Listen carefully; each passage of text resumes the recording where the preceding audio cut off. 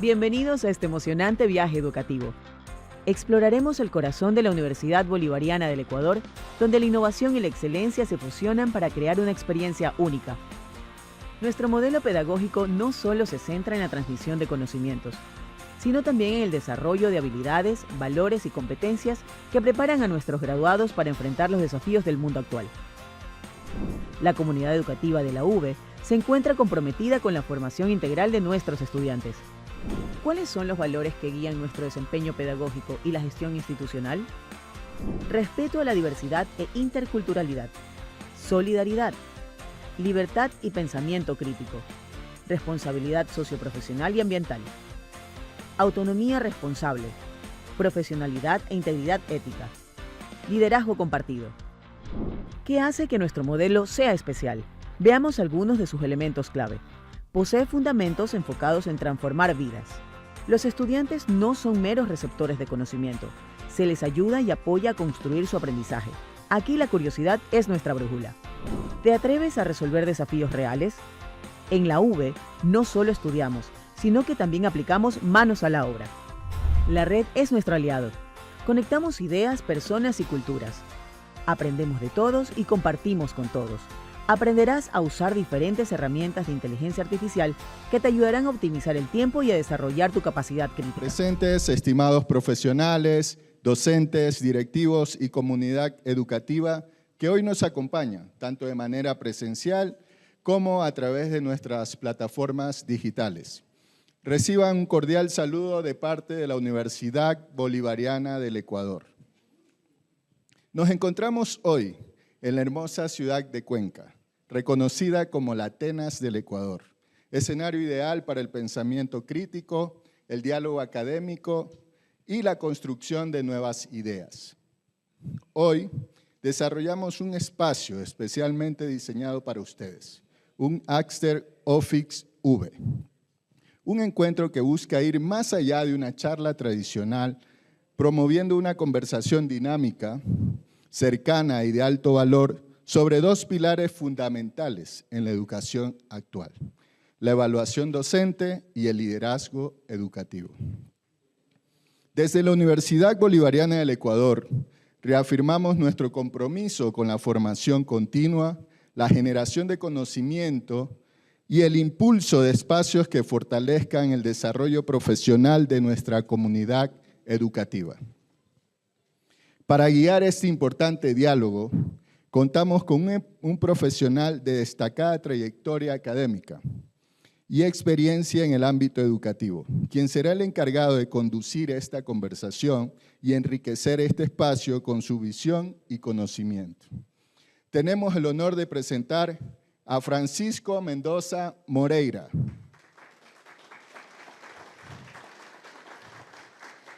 Doctor en Humanidades y Artes con mención en Ciencias de la Educación, magíster en Literatura Infantil y Juvenil y licenciado en Educación Básica.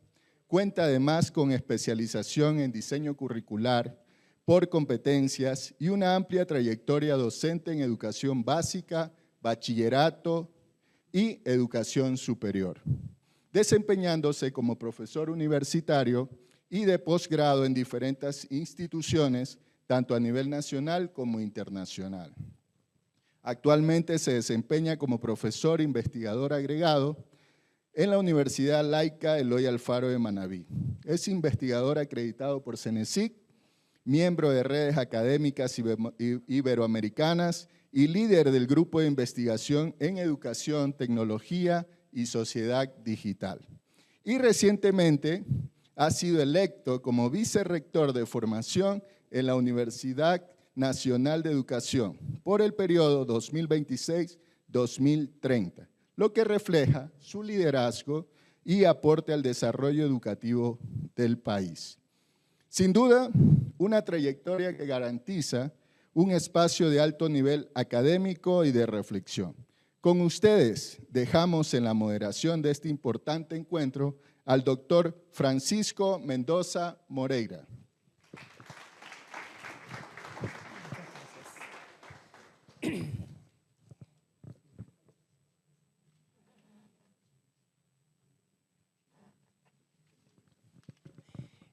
Tengan todos ustedes muy buenas noches y sean bienvenidos a este espacio generado por la Universidad Bolivariana del Ecuador, la Universidad para Todos. Tengo, además de lo que acaba de hacer mi presentador, el alto honor de ser parte de la maestría, docente de la maestría en gestión educativa en la asignatura de formulación y evaluación de proyectos educativos, de la cual muchos de ustedes quizás en algún rato formen parte y nos veremos en el proceso. Bienvenidos y bienvenidas a esta noche de academia, de discusión y de ciencia. Tengo el alto honor de poder presentar a las panelistas de esta noche, quienes me van a acompañar en este espacio de discusión y de aporte a la transformación educativa del país y hoy también incluyendo a la ciudad de Cuenca. Quiero presentarles en primera instancia a la magíster Julia Robinson Aguirre, licenciada en Ciencias de la Educación con especialización en Física y Matemática, magíster en Diseño y Evaluación de Modelos Educativos, cuenta con diplomados en Modelos Educativos y Diseño, Gestión Curricular e Investigación Cuantitativa. Con más de 30 años de experiencia, con Julia nos cruzamos hace 16 años en el sistema de educación técnica, y ha ocupado puestos importantes como rectora y vicerrectora del Colegio Técnico Industrial Febres Cordero de la ciudad de Guayaquil y ha ejercido en educación superior como docente, tutora de investigación, gestora de prácticas en la Universidad de Guayaquil y en el Instituto Superior Tecnológico Simón Bolívar. Actualmente es la directora de la carrera de Ciencias de la Educación en la Universidad Bolivariana del Ecuador, docente de maestrías e investigadora en el área de innovación y transferencia del conocimiento. Recibamos a nuestra primera panelista, Julia Robinson.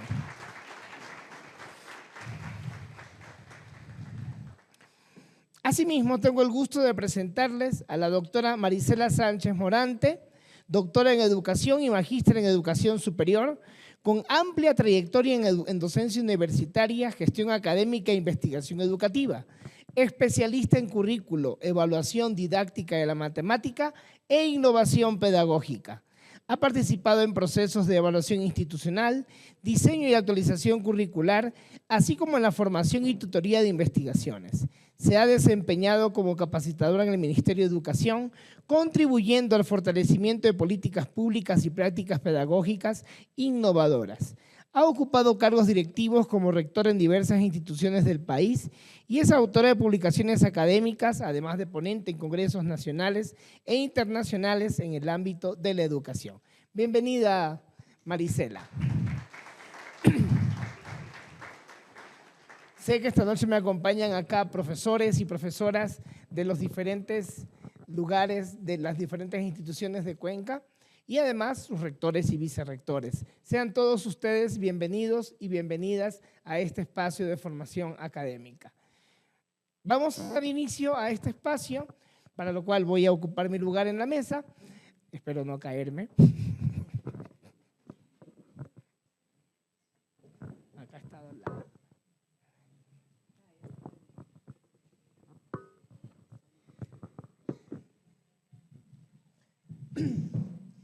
Y quisiera explicarles, para iniciar, la metodología de este encuentro. Este encuentro consistirá o tendrá varias etapas. En esta primera etapa escucharemos las ponencias de nuestras panelistas. Luego de cada ponencia yo haré un resumen de cada una de las intervenciones y haré mis aportes críticos también a lo que las maestras han presentado. Terminada esta primera etapa, tendremos un momento de brunch y al retorno de este espacio vamos a tener un espacio de preguntas y respuestas, una conversación activa entre las panelistas, la moderación y los participantes de la sala, para lo cual les invitamos a tener un alto nivel de participación y de involucramiento en este espacio que es para ustedes y de ustedes.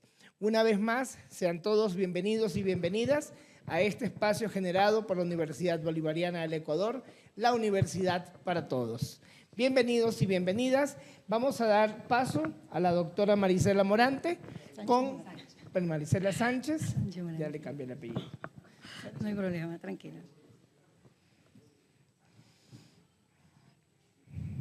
Sí, Sánchez Morante. Okay. Con el tema innovación curricular y calidad educativa en los procesos de formación. Adelante, doctora. Muy bien, muchísimas gracias por servirme la palabra, estimado doctor Francisco. Bueno, realmente es un placer poder compartir esta noche maravillosa en este conversatorio con nuestros queridos colegas, ¿no?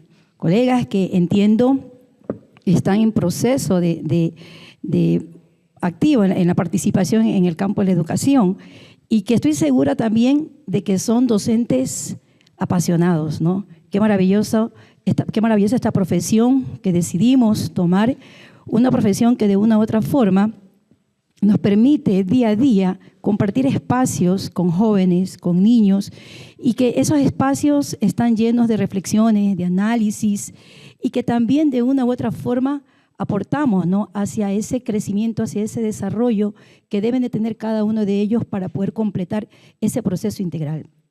Por lo tanto, yo quisiera iniciar un poco haciendo eco, ¿no?, a las palabras de San Juan Bosco, citarlo en este momento, cuando él hace énfasis al hecho de decir que la educación no es otra cosa que una situación del corazón. No, la llevamos en el corazón, la sentimos en el corazón. Por lo tanto, pues, el tema que vamos a tratar en esta noche, relacionado con la evaluación docente, es un tema muy importante, ¿no? Y que de una u otra forma, a veces como docentes ecuatorianos, cuando escuchamos la palabra evaluación, rápidamente por nuestra mente, ¿qué es lo que pasa? Pasa ese pensamiento, ¿no? O sea, empieza a despertarse, empieza a encender esa llama interna y nos preocupamos y decimos, nos van a evaluar. ¿Pero por qué nos preocupamos? Nos preocupamos efectivamente porque no concebimos la evaluación desde ese aspecto que realmente se debe de concebir. ¿Qué hacemos a diario con nuestros chicos? Cuando les evaluamos, ¿qué hacemos? Los medimos, los clasificamos. En otras ocasiones pasa, los etiquetamos. Entonces, como no concebimos como docentes cuál es el verdadero enfoque de la evaluación, sentimos temor. Pero eso definitivamente tiene que cambiar, ¿eh? Tenemos que empezar en pleno siglo XXI, tenemos que empezar a ver la evaluación como un espacio de reflexión. Pero ojo, no solo cuando nos van a evaluar tenemos que verlo de esa forma, sino cuando evaluamos también. Porque cuando evaluamos, dándole sentido a la evaluación, efectivamente vamos a nosotros también a sentirnos seguros y tranquilos, porque sabemos que la evaluación no es otra cosa que un acompañamiento, ¿verdad? Ese acompañamiento que tiene que ver muchísimo con el análisis de nuestras fortalezas. En eso se concibe la evaluación del 2026. Es un enfoque netamente formativo, ¿verdad? Es un enfoque multidimensional que de una u otra forma lo que pretende es, ¿no?, dar a conocer a la sociedad y también hacernos sentir como docentes que tenemos un acompañamiento, hacernos sentir como docentes que tenemos fortalezas y que definitivamente también tenemos cosas que tenemos que ir mejorando. Entonces, yo quise iniciar esta parte, ¿no?, este tema tan importante que tiene que ver con la evaluación, con sensibilizarnos un poco, ¿no?, para poder entender, poder comprender y poder reflexionar sobre la intencionalidad de la evaluación en el Ecuador en el 2026. Bien, de acuerdo a los resultados o a la información que nos han dado desde INEVAL, estimado Francisco y compañeros colegas, podemos rescatar algunos puntos importantes dentro de la evaluación. Uno de ellos tiene que ver que, bueno, hoy en día nos van a evaluar, pero ya los docentes podemos ahora revisar y saber que ese proceso de evaluación está alineado a dos documentos importantes. Miren ustedes, esa es la novedad. Anteriormente, cuando éramos evaluados, no sabíamos de dónde iban a sacar la información, cuáles eran esos criterios, cuál era la base bajo la cual nos iban a evaluar. Hoy en día, la evaluación 2026 nos muestra dos caminos importantes. ¿Cuál es el primer documento? El primer documento que tiene que ver con el registro del perfil profesional del docente, el catálogo, perdón, es la palabra correcta, el catálogo del perfil profesional del docente, documento que fue emitido por el Ministerio de Educación en el año 2021. ¿Qué nos dice ese documento? A ver, ¿qué nos dice ese documento? En ese documento, ¿verdad?, reposa toda la información de cada uno de nosotros. Ya tienes información. Entonces, ¿qué es lo novedoso en este proceso de evaluación? En que el Ministerio de Educación, a través del proceso que viene realizando, conoce en qué materia, ¿verdad? En qué especialidad, cuál es el perfil que tenemos, en qué contexto es el que nos desarrollamos día a día para impartir nuestras clases. Ya lo conoce.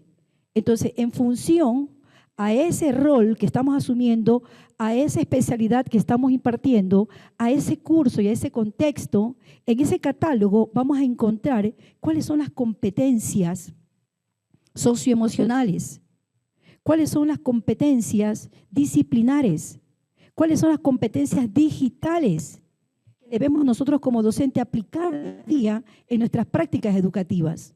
Entonces, miren ustedes, desde allí ya se empieza a marcar la diferencia. Ya el proceso de evaluación no se va a dar de manera aislada, está fundamentado en un conocimiento en relación a nuestra realidad, a nuestra especialidad. Entonces, ya eso es un punto para sentirnos tranquilos. Ah, perfecto. Si yo soy docente de educación básica superior, ¿verdad?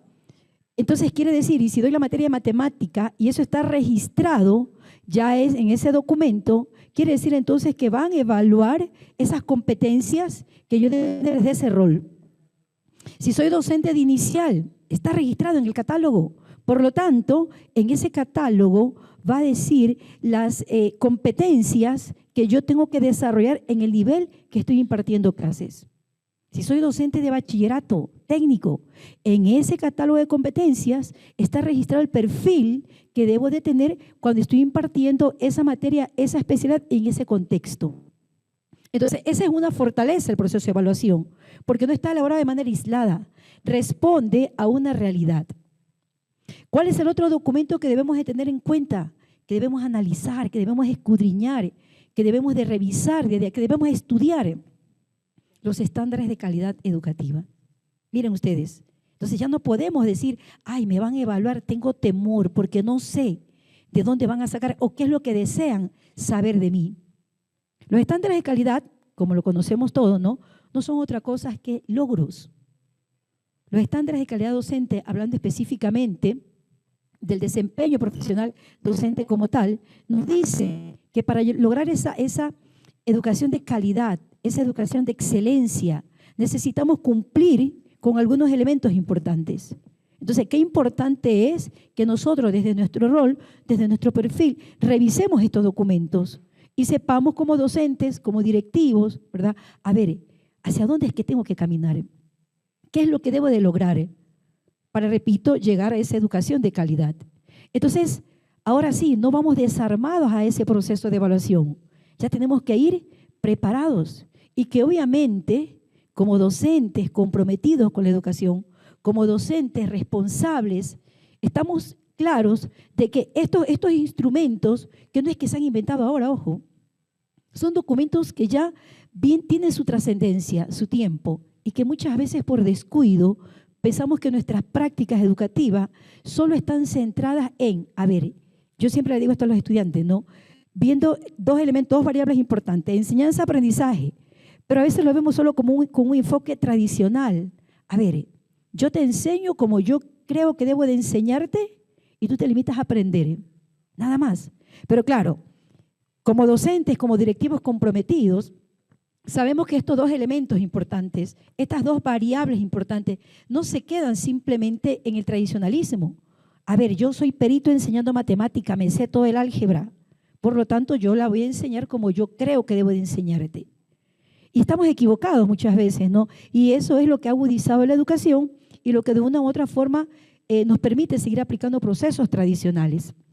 Entonces, ahora tenemos dos elementos importantes, repito, que no nacen de ahora, que ya deberíamos estar hablando de haber revolucionado la educación como tal, porque ya tenemos estándares, porque ya tenemos un catálogo del perfil profesional del docente. Entonces ya me está diciendo, a ver, ¿qué quiero del docente? ¿Cómo tienen que ser sus prácticas cuando enseña matemática, cuando enseña física, cuando enseña química? ¿Cuál es el perfil de salida que queremos lograr para responder a una sociedad globalizada como tal?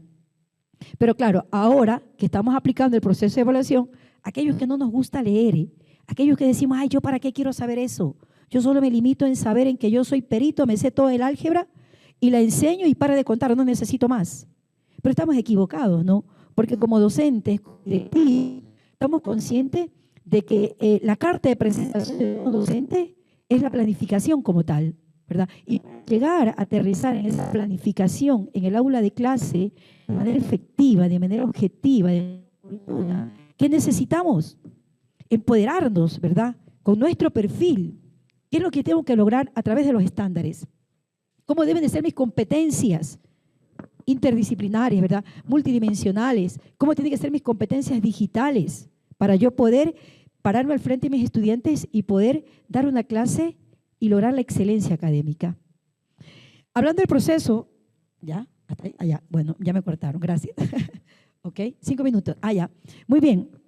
Continuando en esta dinámica, ¿verdad?, del proceso de evaluación, hay 4 dimensiones importantes. Ya empezamos con el punto de partida. Ya sabemos cuáles son los documentos que debo de leer, ¿verdad? Voy a repetir, el catálogo, el perfil profesional docente, que me va a decir cómo tienen que ser mis prácticas, qué perfil debo de tener en relación a una asignatura. El segundo, los estándares de calidad educativa. Ahora bien, ¿cuáles son las dimensiones bajo las cuales me van a evaluar? Estamos hablando de 4 dimensiones. Una primera dimensión que tiene que ver con el conocimiento del área, la epistemología de la materia, la esencia de la materia. Porque yo no puedo quedarme limitado a ver, yo sé mucho lenguaje, yo sé muy bien realizar de pronto, ¿cómo le llamamos esto, Julia, cuando hacemos los verbos? La conjugación se me fue la palabra. La conjugación de los verbos, yo me lo sé muy bien. No es simplemente eso. Es importante que el docente domine el área, que conozca la esencia, la epistemología, la metodología del área que enseña. Entonces, esa es una dimensión que nos van a evaluar. Si soy docente de matemática, es importante que yo conozca la esencia de la materia. Una segunda dimensión que tiene que ver con la parte socioemocional. Entonces, es importante hacer un análisis, un autoanálisis, ¿verdad?, sobre el conocimiento, sobre la forma que nos manejamos en el aula de clase, la empatía, el dominio de los grupos, la resolución de conflictos en el aula de clase. Entonces, la segunda dimensión bajo la cual nos van a evaluar tiene que ver con eso, con la parte socioemocional. Una tercera parte que tiene que ver con el conocimiento que debemos de tener como docentes de la normativa. O sea, esta evaluación docente no está elaborada de manera aislada, responde a un proceso legal que está enfocado dentro del reglamento de la LOI, dentro de los indicadores, ¿verdad?, que tienen que ver con el DUA, con el desarrollo universal del aprendizaje. Están enfocados en esa normativa, con los acuerdos ministeriales. Entonces, es importante también como docentes dar una lectura a esto, a la ley, a la normativa, a los acuerdos, a los nuevos enfoques que se van aplicando. Una cuarta dimensión que tiene que ver con una clase grabada.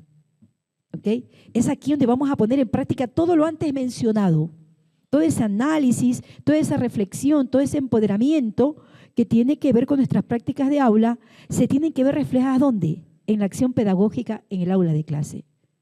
¿Okay? Entonces, hasta aquí, estimado Francisco, le cedo la palabra. Gracias.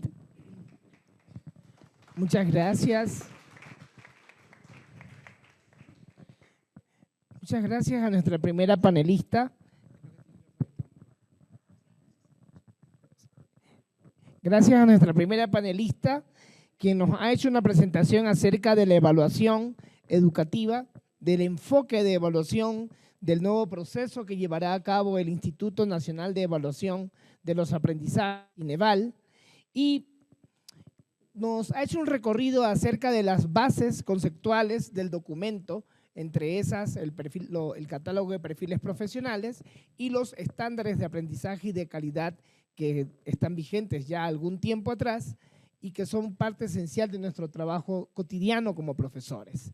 Pero es importante reconocer que en esta ocasión estas 4 dimensiones no operan de manera independiente. Tanto la disciplinar como la socioemocional y la didáctica son parte del proceso educativo, son el quehacer del aula, del día a día de nuestro trabajo docente. Y esta clase grabada, pues, es un mecanismo innovador basado en un principio que se conoce como la Lesson Study, que consiste en la planificación, el desarrollo y la evaluación continua de las prácticas pedagógicas para su mejora y su evolución permanente. Siempre que hablamos de calidad, tenemos que recordar el principio de mejora continua. Nosotros no podemos pensar en calidad y creer que hemos logrado ya el último eslabón de la ciencia. La calidad está en continuo cambio y en continua transformación, y en este proceso de transformación aparece la mejora continua. Siempre debe haber espacio para que nuestra planificación, para que nuestra acción pedagógica sea observada, sea mejorada y sea reflexionada.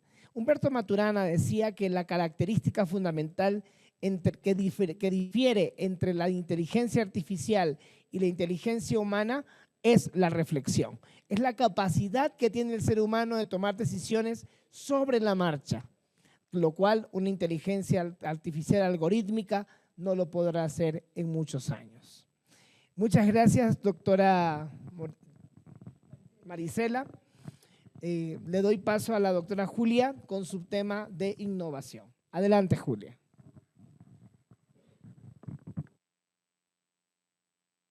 Solo para recordarle, dispone de 20 minutos para la presentación. Muchísimas gracias. Voy a hacer una clarificación que es necesaria. Yo no soy directora de carrera ya. Inició la carrera de Ciencias de la Educación, la inicié yo como directora. Actualmente está liderada por el doctor César Castillo Montúfar, quien no se encuentra en este momento, pero yo estoy haciendo de directora encargada. O sea, que ese es el lapsus de aquí de Francisco.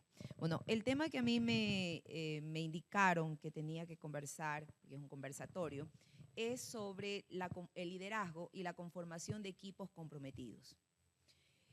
Nosotros como funcionarios educativos, no voy a decir públicos porque no todos son públicos, nosotros debemos tener primero muy claro como líderes de instituciones educativas, puede ser este liderazgo partiendo desde la administración, desde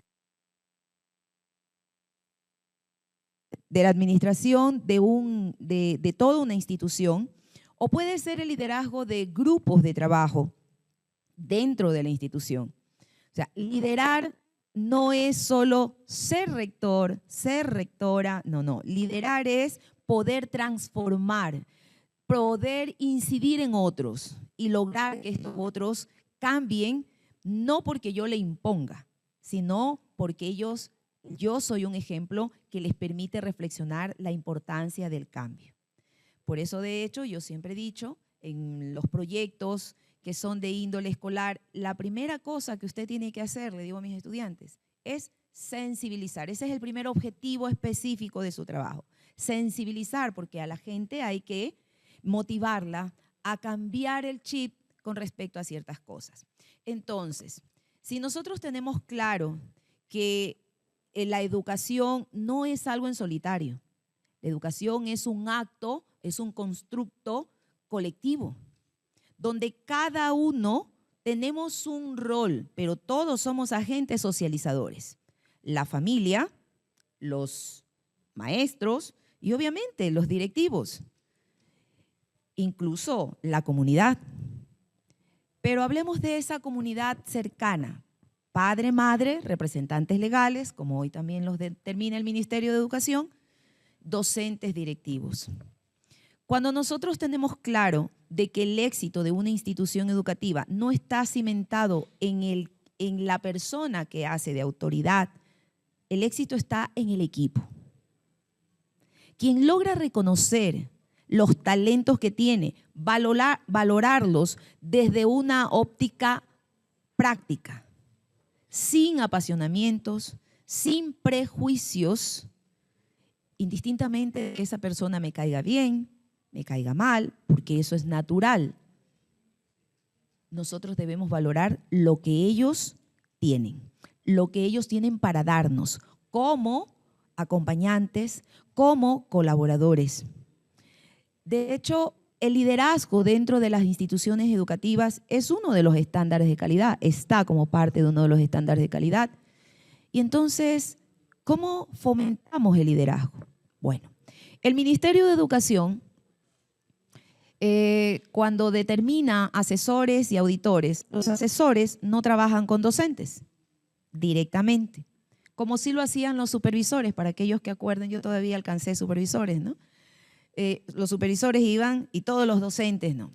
Los asesores educativos tienen la obligación de trabajar con los directivos de las instituciones, porque desde allí vamos hablando de cimentar liderazgos. ¿Por qué? Para eso, para que quien administra, dirige, es responsable de una organización educativa, cimente su propio liderazgo. Pero a su vez, esta persona tiene la obligación de promover el liderazgo en su comunidad, entre sus estudiantes, entre sus colaboradores, entre los miembros de su equipo. No hay nada más, yo les digo desde mi experiencia personal, el lograr todo lo que se logró con mi institución, se logró en base al trabajo de mi equipo. Yo tuve un equipo maravilloso. Gente con la que a veces nos decíamos vela verde, pero que cuando decidíamos, pues era el bien institucional, el bien de nuestros chicos. Entonces, es maravilloso trabajar así. ¿Por qué? Porque los compañeros, son nuestros compañeros, pues tienen una mejor predisposición. Y tomando un refrán muy popular, mejor es con miel que con hiel, ¿verdad? Entonces, miren, el ministerio determina eso, ¿no? Los directivos dentro tienen que promover el liderazgo entre los miembros de su comunidad y los alumnos. Y entonces usted me dirá, ¿cómo vamos a hacer eso? Si yo tengo gente que es de un gremio, de otro gremio, y allí está el gran problema del sistema educativo, la división. Y quizás voy a decir algo que podría incomodar, pero siempre he pensado que gobiernos de derecha o de izquierda, lo primero que atacan es la educación, porque mantenernos divididos es el éxito de mantener un pueblo ignorante. Por lo tanto, llega a un punto en que también nosotros debemos aprender a reflexionar. Mirar al otro no con la mirada de quien está acá arriba, sino con la mirada de quien está aquí. Promover los liderazgos implica que yo no pierda en sí el control de la organización, pero que permita que ellos empiecen a organizarse. En la maestría de gestión educativa, yo tengo la responsabilidad del módulo de gestión educativa institucional.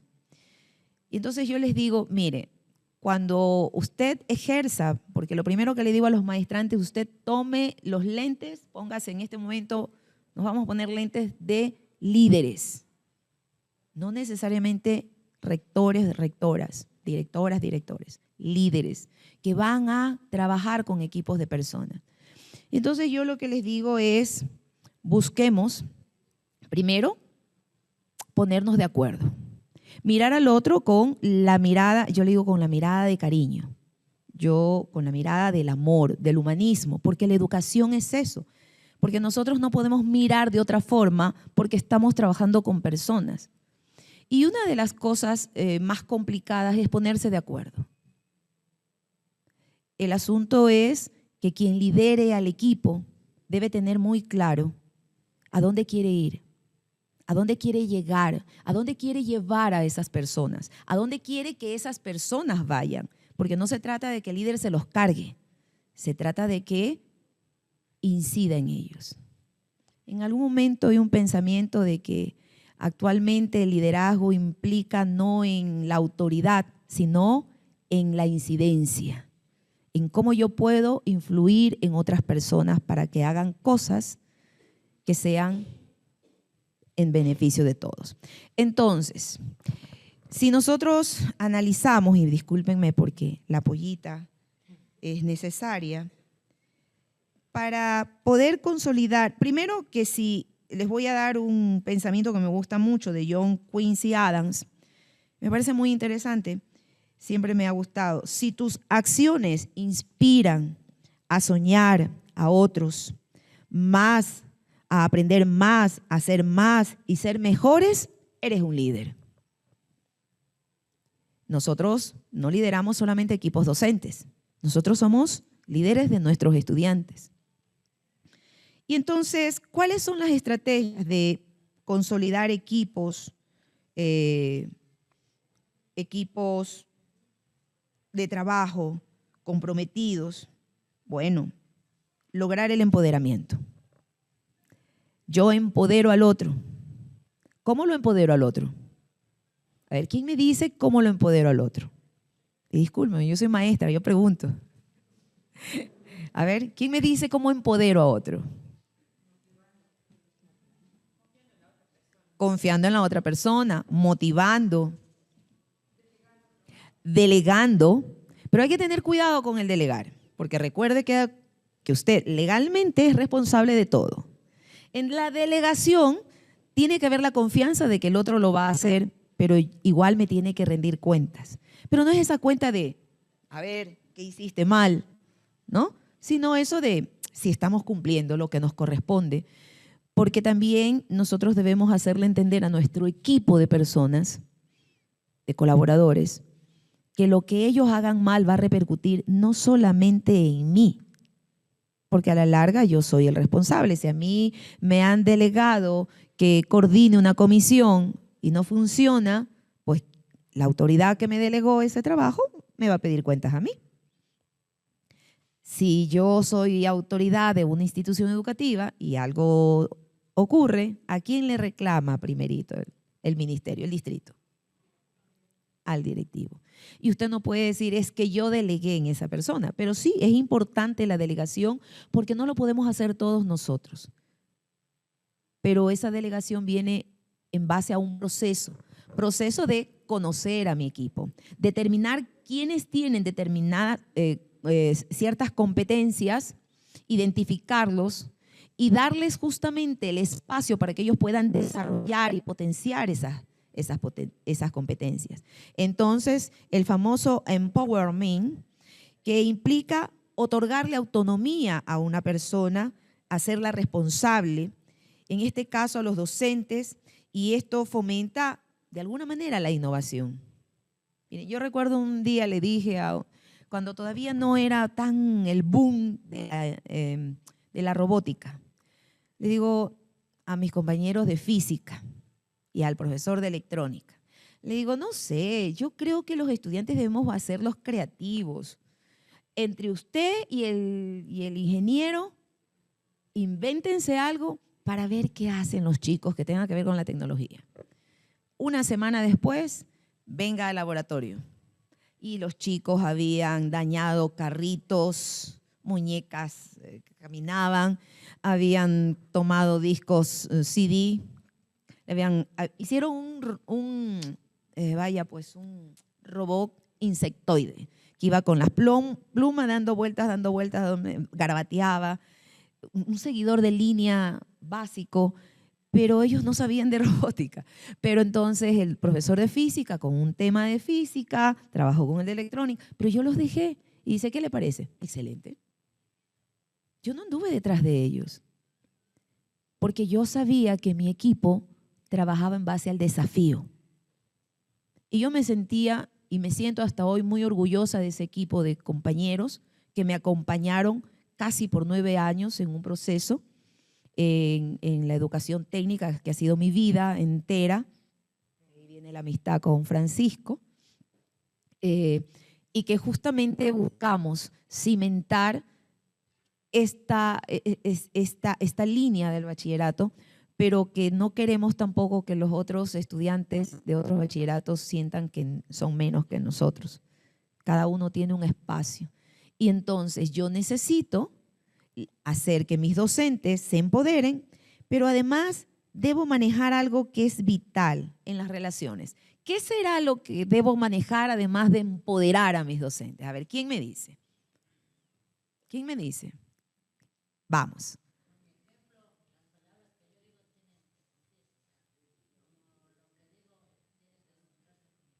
Ok, ejemplo. ¿Qué más además del ejemplo? La empatía, muy bien. Compañerismo, pero además de eso, ¿qué debo manejar yo? Comunicación. ¿Es vital la comunicación? La comunicación debe ser asertiva. La comunicación debemos generar como líderes de equipos de trabajo canales de comunicación efectivos que permita al otro hablar sin ningún, sin guardarse, sin el temor. Bueno, Marisela, la doctora Marisela Sánchez, perdón, la doctora Marisela Sánchez hablaba de uno de los pensamientos de Don Bosco.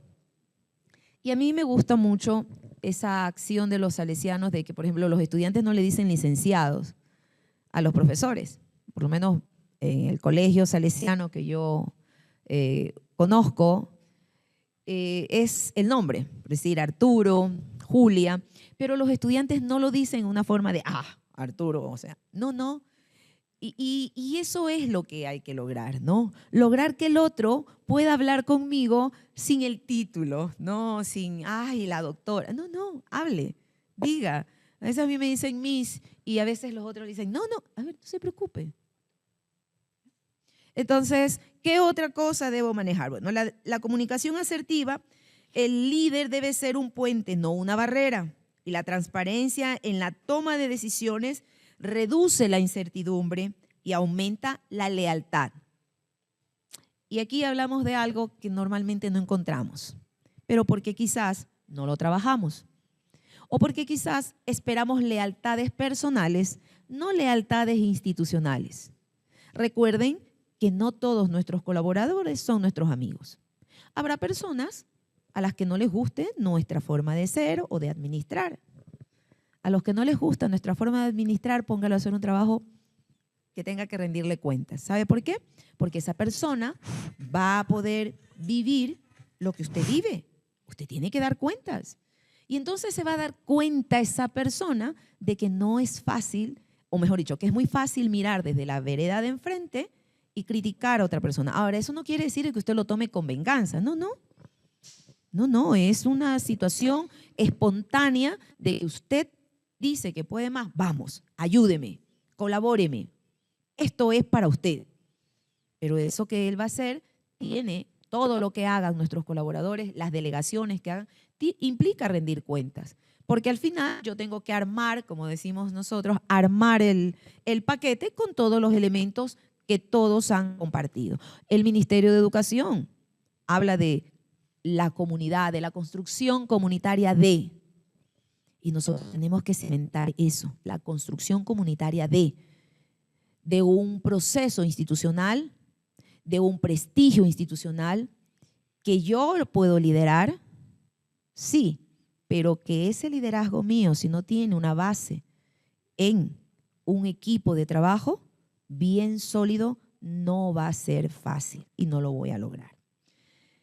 Antes de que me corten, porque ya estoy con el tiempo, una cosa que es muy importante, importantísima y que a veces no hacemos, reconocimiento y valoración. Yo a mis estudiantes de la licenciatura de educación les digo, el sistema educativo ecuatoriano tiene un problema. O es el sistema o es el profesorado, pero yo creo que van de la mano. Nosotros no valoramos el logro mínimo de un estudiante. Siempre nos concentramos en lo que no hizo, ¿verdad? En lo poco que alcanzó, pues ni lo tomamos en cuenta. Bueno, cambiemos el chip. Y con nuestros colaboradores, con nuestro equipo de docentes, comencemos a valorarlos, a felicitarlos por aquellas cosas pequeñitas que van construyendo cada día una institución mejor. Valorar implica validar el esfuerzo individual dentro de un equipo colaborativo, dentro de un marco colectivo. Además, refuerza la motivación intrínseca. Y a veces el valorar implica que yo tenga que ceder con pequeñas cosas que sí Puede ser que está en la ley, yo trataré de no violentar la ley, pero también recuerden que trabajamos con personas. Y si un colega nuestro presenta una situación personal extraordinaria, mire, no puedo en este momento, tengo esta crisis, pues yo como líder institucional voy a tratar de solventar el espacio que le toca a él como responsabilidad y que luego de su crisis haga lo que tenga que hacer formalmente, porque todos nos tenemos que cuidar, él y nosotros.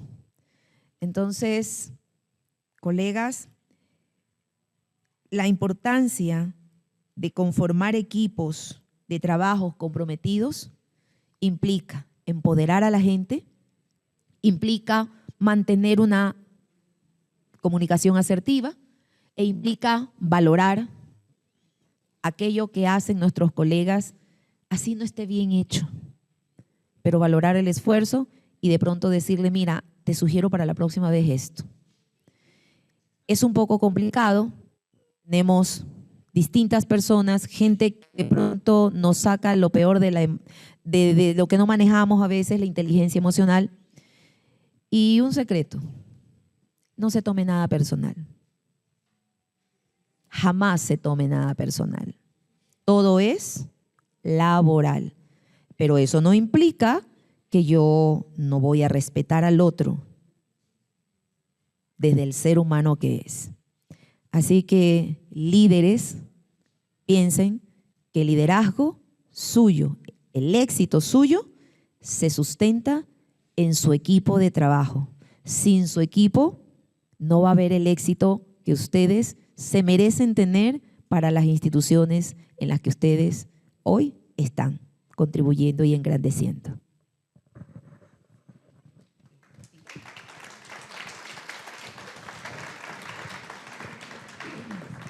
Muchísimas gracias a la magíster Julia Robinson, quien nos ha traído una serie de elementos que están bastante complejos de sintetizar, pero quisiera recuperar algunos de ellos: la asertividad, la capacidad de organización, el liderazgo real que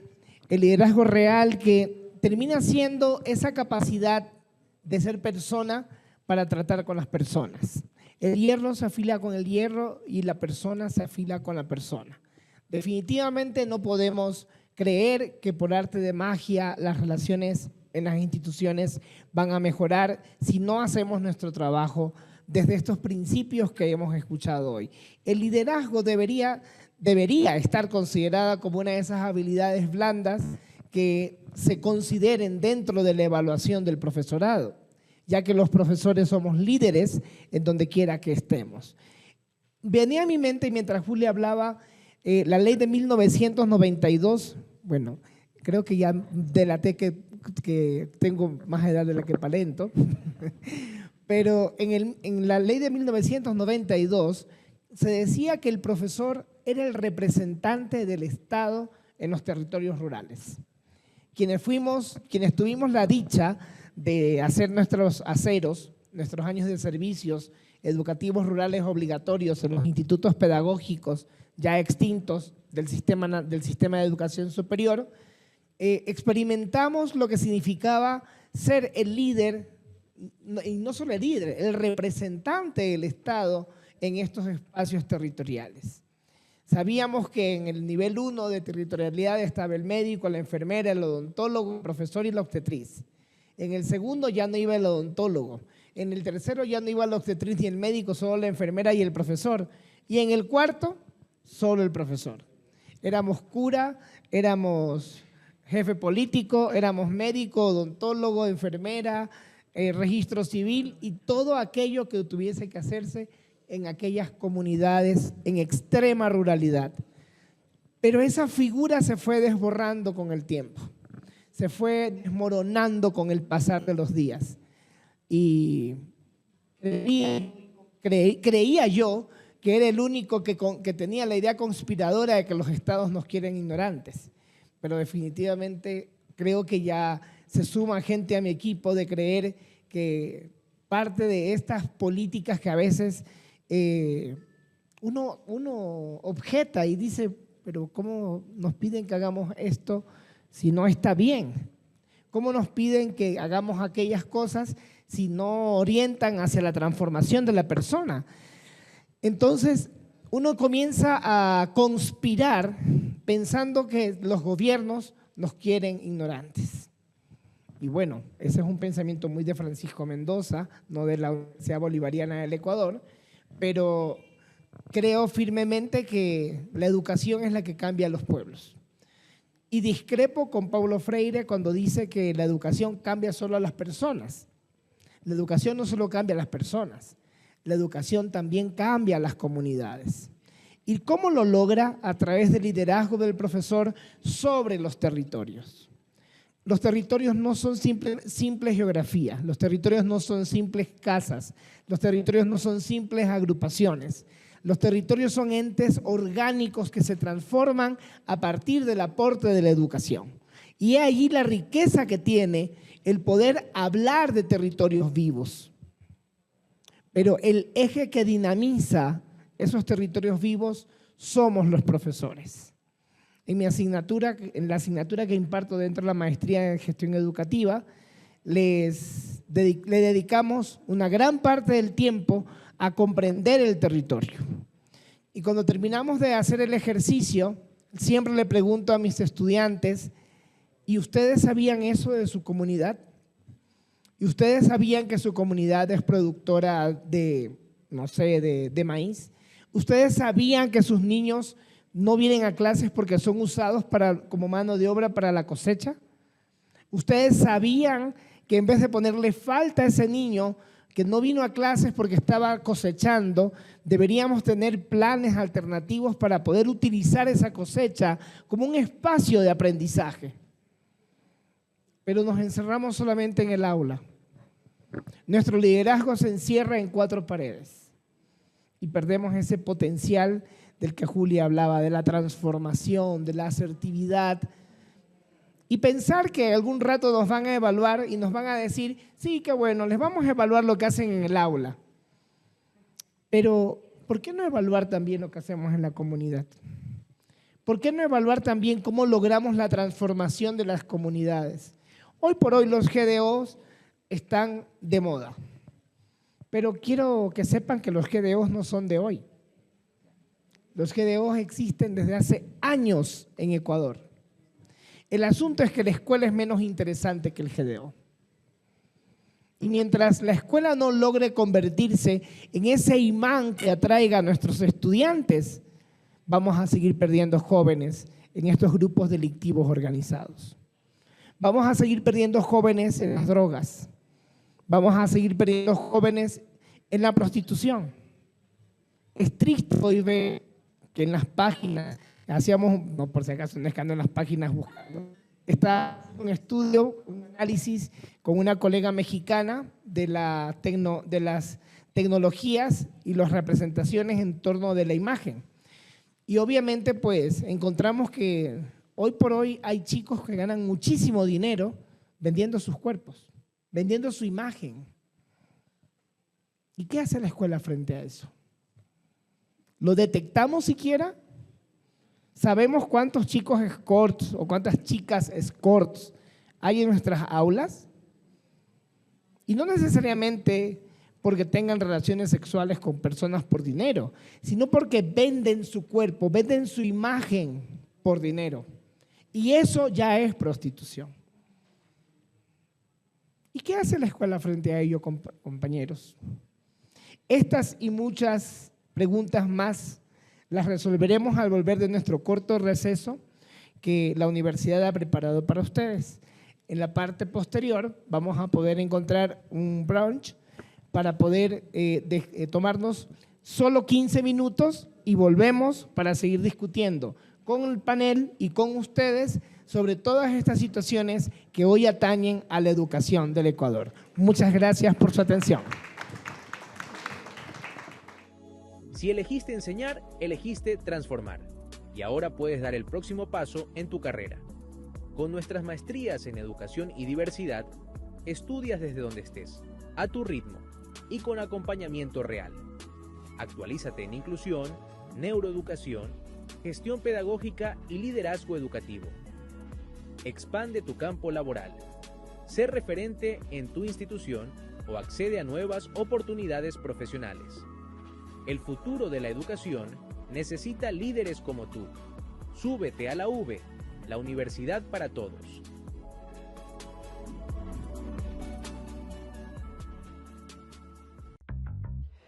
En un mundo donde la educación debe ser cada vez más inclusiva, la orientación educativa y la atención a la neurodiversidad se convierten en ejes fundamentales para transformar la enseñanza.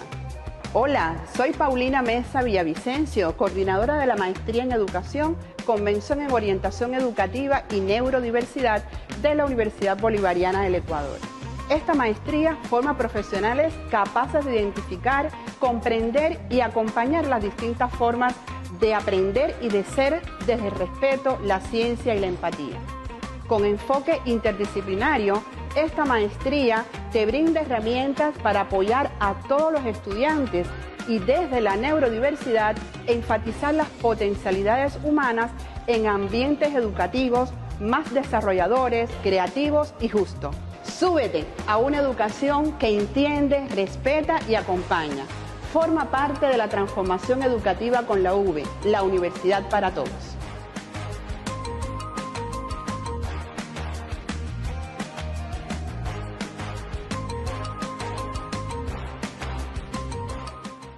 ¿Te apasiona la educación y deseas marcar una diferencia en el desarrollo temprano de los niños? La maestría en Educación Inicial con mención en Neurodesarrollo es tu oportunidad para especializarte en uno de los campos más cruciales en crecimiento dentro del ámbito educativo. Soy María Fernanda Chiriboga, coordinadora del programa que te prepara para comprender cómo se desarrolla el cerebro infantil y cómo aplicar ese conocimiento para diseñar estrategias educativas que potencien al máximo las capacidades de los niños desde sus primeros años. Aprenderás de experto en neurociencia y de educación inicial, adquiriendo herramientas prácticas que podrás implementar de inmediato en tu labor diaria. Al especializarte en neurodesarrollo, estarás en la vanguardia de la educación, capaz de identificar y entender las necesidades específicas de cada niño, promoviendo un desarrollo integral óptimo que sienta las bases para su éxito futuro. ¿Pero por qué es importante? Porque los primeros años de vida son fundamentales para el desarrollo cognitivo, emocional y social del ser humano. Con esta maestría estarás mejor preparado para influir positivamente en la primera infancia y ser un agente de cambio en la educación. Transforma tu pasión por la educación en una herramienta poderosa para el desarrollo infantil. Inscríbete en la maestría en Educación Inicial con mención en Neurodesarrollo y comienza a impactar vida hoy junto a la UV, la Universidad para Todos. UV, Universidad Bolivariana del Ecuador, la universidad para todos, con certificación europea. ¿Te has preguntado cómo la perspectiva de género puede transformar la sociedad y promover la igualdad? En la maestría en estudios interdisciplinarios de género te invitamos a explorar temas relevantes como la equidad, la diversidad y los derechos humanos analizados desde enfoques sociales, políticos y culturales. Hola, soy Rebeca Sánchez, coordinadora de este programa, donde abordaremos temas actuales como la violencia de género, los derechos de la comunidad LGBTI y las políticas inclusivas. Todo con un enfoque interdisciplinario que te preparará para liderar cambios en tu campo profesional. Si estás listo o lista para marcar la diferencia y convertirte en un referente en temas de género, esta es tu oportunidad. Inscríbete en la maestría en estudios interdisciplinarios de género y comienza a construir un futuro más inclusivo y justo. Te invito a formar parte de la UV, la universidad para ti, para mí, para todas y todos. UV, Universidad Bolivariana del Ecuador, la universidad para todos, con certificación europea. Porque la educación está en constante evolución. Hola, mi nombre es Génesis Vilches, soy ingeniera en Networking y Telecomunicaciones y actualmente me encuentro cursando la maestría de Inteligencia Artificial para la Educación en la Universidad Bolivariana del Ecuador. Decidí estudiar esta maestría porque la educación está viviendo una transformación única. La inteligencia artificial nos permite personalizar el aprendizaje, optimizar procesos y abrir nuevas oportunidades para los docentes y los estudiantes. La experiencia ha sido increíble. Cada módulo combina teoría, práctica, con proyectos aplicados, utilizando herramientas de inteligencia artificial que ya están revolucionando la enseñanza. Además, los docentes tienen una gran trayectoria en innovación educativa. Gracias a esta maestría he fortalecido mis competencias en uso de la inteligencia artificial para la educación, diseño de entornos de aprendizaje inteligentes y gestión de proyectos tecnológicos. Esto me ha permitido ampliar mis horizontes profesionales y abrirme a nuevas oportunidades laborales. Si quieres transformar la educación con el poder de la inteligencia artificial y estar a la vanguardia en innovación educativa, esta maestría es para ti.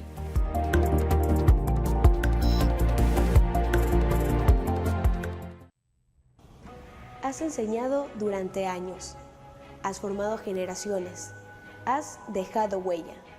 Cada clase, cada esfuerzo y cada historia en el aula hablan de tu vocación y de tu compromiso con la educación. Hoy, tu experiencia puede convertirse en un logro profesional. En la Universidad Bolivariana del Ecuador puedes obtener tu licenciatura en Ciencias de la Educación a través de nuestro programa de validación por ejercicio profesional, en solo 12 meses con modalidad 100% online. Estudia sin dejar de trabajar, en horarios nocturnos y fines de semana. Tu historia en el aula ya comenzó. Ahora es momento de escribir el título que la respalda. Abre tu mundo y valida tu experiencia en la Universidad Bolivariana del Ecuador. Si estás pensando en estudiar la carrera de educación, esto te va a interesar. En Ecuador se han abierto miles de plazas de trabajo para docentes. El Ministerio de Educación convocó más de 2.300 vacantes docentes a nivel nacional. También se anunciaron 1.000 nuevas plazas de concursos de méritos y oposición. ¿Qué significa esto? Una alta demanda laboral, estabilidad y oportunidades reales para profesionales en el área de la educación. Hoy en día, ser docente no es solo por vocación. Abre tu mundo a un futuro profesional con impacto y empleo real. Estudia la licenciatura en Ciencias de la Educación en la UBE, la Universidad para Todos. ¿Quieres saber por qué esta maestría en Educación Inicial con mención en Neurodesarrollo de la Universidad Bolivariana del Ecuador está cambiando mi vida y puede cambiar la tuya también?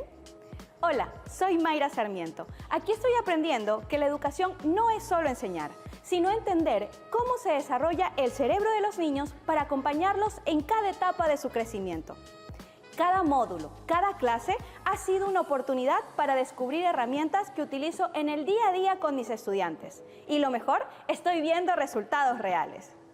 El enfoque en neurodesarrollo me permite comprender mejor las emociones, los comportamientos y las capacidades de cada niño. Eso hace la diferencia. En la Universidad Bolivariana del Ecuador encontré no solo formación académica de calidad, sino una comunidad que impulsa mi pasión por educar. Si tu sueño es transformar vidas desde la educación inicial, esta maestría te va a dar las herramientas para lograrlo. ¡Anímate! El cambio empieza contigo. Office, y vamos a tener un espacio de preguntas. Por favor, me ayuda logística con un micrófono, gracias. Vamos a abrir el diálogo entre la mesa de panel y los participantes. En este momento, siéntanse en libertad de opinar o de preguntar, si quieren, algún tema que deseen profundizar. Y nosotros pues nos turnaremos en el uso de la palabra o ustedes nos dirigen la pregunta puntualmente y nosotros responderemos de acuerdo a nuestras experticias. En el caso de que hubiese algo que complementar, el panel podrá compartir la palabra para corroborar o para profundizar en los temas que ustedes nos planteen. Bien, quisiera empezar este espacio haciendo la primera pregunta. Como buen panelista voy a abrir la primera pregunta dirigida a la doctora Morante. Sánchez Morante. Es que el segundo apellido es Morante, por eso es que… Sí. Hola. Me gustaría que nos pudieras profundizar sobre las fases y los elementos que tienen estas 4 dimensiones en las que el INEVAL va a centrar la evaluación de los docentes en el próximo ejercicio evaluativo. Muy bien, muchísimas gracias. Bien, bueno, vamos a ir precisando ya un poco con ciertos datos, ¿no? Tengo por aquí anotado. Hablamos de las 4 dimensiones, ¿verdad? Una primera dimensión enfocada en la enseñanza efectiva que tiene que ver muchísimo con ese manejo del área del conocimiento, de la disciplina. Entonces, de acuerdo a los resultados que nos han dado, se indica que este primer eje corresponde a una prueba de 29 ítems, ¿ok? En donde no se evalúa la memorización, sino más bien como habíamos dicho antes, ¿no? Este primer ítem corresponde efectivamente al dominio del área del conocimiento. Es decir, aquí demostramos dos elementos importantes que debe tener un docente: ser un pedagogo y un didáctico. ¿Ok? Cuando somos didácticos, entonces conocemos qué cosa, manejamos qué cosa, métodos, técnicas, estrategias que se relacionan con nuestra práctica. Y nos convertimos realmente en pedagogos cuando conocemos la esencia de la asignatura. Bueno, quiero hacer un paréntesis, ¿no? Lamentablemente, la educación en nuestro país, aún podemos ver docentes que desconocen o tienen poco dominio de estos elementos. Podemos darnos cuenta que tenemos docentes que imparten una clase de matemáticas, pero no conocen la esencia de la materia. Y qué importante es eso para la formación. Y como les dije anteriormente, a veces nos limitamos y pensamos con que es suficiente que yo sepa muy bien todos los casos de factorización y estoy listo para ser docente. Y no es así. Va mucho más allá. A veces, yo siempre le digo a mis estudiantes que a veces decimos, a ver, no sé si ustedes han escuchado momentos, pero yo sí lo he escuchado. Hay personas que dicen, a ver, estudia más que sea para que seas docente. Tienen que haber escuchado muchas veces ustedes eso, ¿no? En la familia, en persona, como que minimizando la profesión.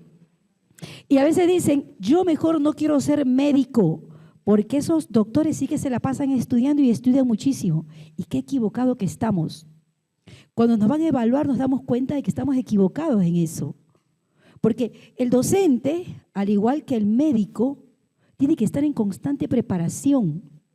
Tiene que conocer a profundidad, ¿verdad? El médico, para poder recetar, para poder hacer un diagnóstico en su paciente, tiene que conocer a profundidad todo lo que corresponde a la salud del ser humano. Es igualito. Nosotros como docentes no nos limitamos a que simplemente, porque sé bastante factorización, porque sé mucho de la historia, me sé todas las capitales y todas las provincias, estoy preparado. Y no es así. Entonces, este primer ítem que tiene esta primera dimensión que corresponde al conocimiento para la enseñanza efectiva en el aula, tiene 99 ítems. Que repito, pues van a ver ese dominio de todos los elementos que involucra el impartir una clase. Y ojo, vivimos en una sociedad globalizada. Y obviamente la educación tiene que responder a ese avance que tiene la sociedad. Entonces, la sociedad ha avanzado tanto que hoy en día la tecnología vino para quedarse en nuestro país. Entonces, paralelamente a ese conocimiento pedagógico, didáctico que debe de tener el docente, también involucra el conocimiento y el dominio de las herramientas digitales. Porque estamos educando para la sociedad, estamos educando para la vida. Entonces el docente no puede decir, a ver, a mí no me digan nada, yo no quiero saber nada de la tecnología. Caramba, quiere decir que nos hemos quedado anclados en una época en donde definitivamente la tecnología no le damos tanta importancia. Pero estamos hablando de una nueva sociedad, una nueva educación, la educación del siglo XXI, que la escuela como tal, como centro de formación integral, debe de responder a los avances de la sociedad. Una segunda dimensión que tiene que ver con las competencias socioemocionales, corresponde exactamente a 120 ítems. Ojo, que en esta parte no se hace énfasis a que aquí no hay respuestas que sean correctas. Entonces no nos preocupemos por eso. Más bien es un análisis, ¿verdad?, de ese autoconocimiento, de esa parte emocional, del manejo de esas habilidades blandas que debemos de tener como docentes en nuestra práctica educativa. El tercer ítem que le hablé tiene que ver con la responsabilidad profesional. Es un cuestionario que corresponde exactamente a 70 ítems que tiene que ver con el conocimiento que debemos de tener como docentes sobre todos los procesos actuales. Estoy hablando del reglamento, estoy hablando de acuerdos ministeriales, estoy hablando del enfoque DUA, ¿verdad?, los estándares de calidad educativa que como formadores debemos de conocer y manejar. Y el último, pues, que corresponde a una clase grabada de 45 minutos, bajo los cuales está enfocado en 32 criterios que nos van a evaluar en esa clase. Y esos criterios corresponden al dominio del aula, es decir, todo lo pedagogo, todo lo didáctico que somos, todo el conocimiento que hemos adquirido, lo ponemos en práctica en el aula de clase. Y yo a veces le digo a los docentes, ¿no? A veces pensamos que ir al salón de clase es simplemente, a ver chicos, escuchen lo que yo les voy a decir, tomen apunte, anoten y paren de contar.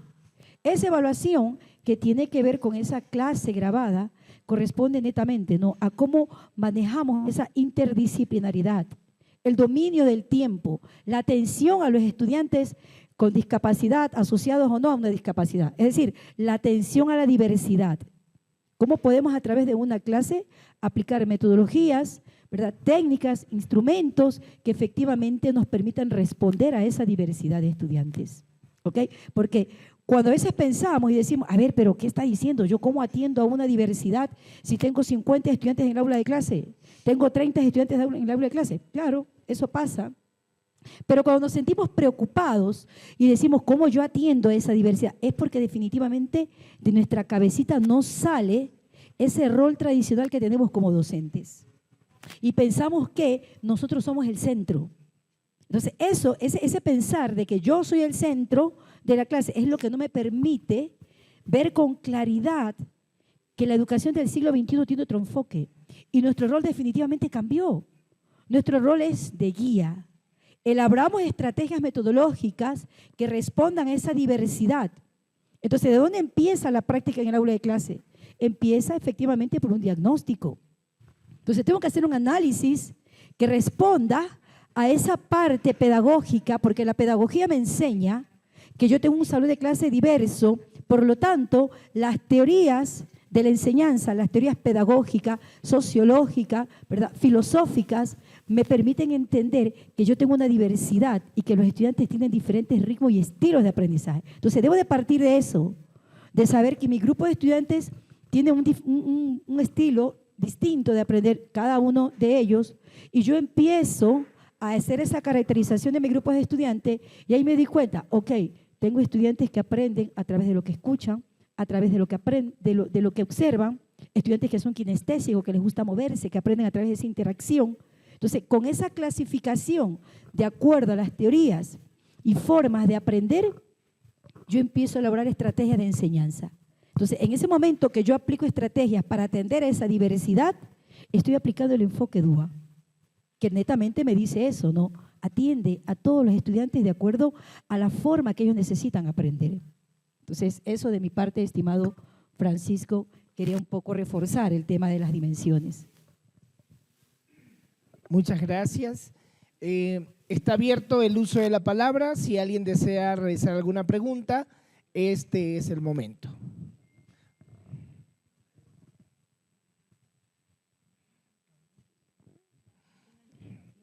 No tengan miedo que no mordemos. Bien, acá por favor a segundo. Bien, muy buenas noches con todos ustedes. Me encanta una frase que manifiesta esto de la educación en nuevos tiempos. Es una cosa que debe preocuparnos mucho, y es que si vamos viendo qué está pasando con la educación del país, donde que más del 75% de docentes no alcanzó lo mínimo, 700 puntos, más del 75%. Eso nos da a entender cómo estamos en educación, y de eso no es porque sea del ministerio, nada de eso. ¿Qué culpa tiene el ministerio? ¿Qué culpa tienen los que elaboran, no sé, los textos, etcétera? Por eso que la parte educativa, como bien lo manifiesta usted, empieza desde el aula, empieza desde el maestro. Ahí empieza la calidad. No empieza desde arriba, es abajo la calidad. Entonces, sí, me gustó eso. Y otra parte, educación siglo XXI, que eso sí es otra cosa hermosa. Hace un momento les escuché decir la parte de los gobiernos nos quieren un poco, no sé, entre paréntesis, ignorantes, pero no va a los gobiernos. Solo vean ustedes la historia, cómo diseñaron la educación en 1960, qué propuso Banco Mundial, Y ustedes van a encontrar por qué estamos con el 4/10 en educación. Y entonces ahí van a encontrar, ustedes han trabajado con los espacios, ¿cómo se llama? Pedagógicos, las rincones. Y ustedes felices, los rincones pedagógicos. Eso fue programado por el Banco Mundial. Muchos de nosotros hemos trabajado con la parte, no, el docente no es el que imparte, es el amigo, es el que guía. Y nos quedamos con eso. Banco Mundial, ¿con eso qué provocó? Menos preparación del docente, porque solo tenemos que guiar. Pero bueno, voy a aburrirles. Mil disculpas. Gracias. Muchas gracias, Segundo. Creo que una de las dificultades o una de las situaciones que tenemos los profesores son los extremos. O éramos demasiado rigurosos, rígidos, inflexibles, los propios, como les decía el texto, los dioses del Olimpo, o íbamos al otro extremo y que nuestra clase era la continuación del recreo. Encontrar el punto de equilibrio entre este grupo social que ahora atendemos, que ha cambiado tanto y que lo dije en el Congreso de EduFuturo, los profesores deberíamos ser como elefantes. Deberíamos tener orejas grandes para escuchar y bocas pequeñas para hablar.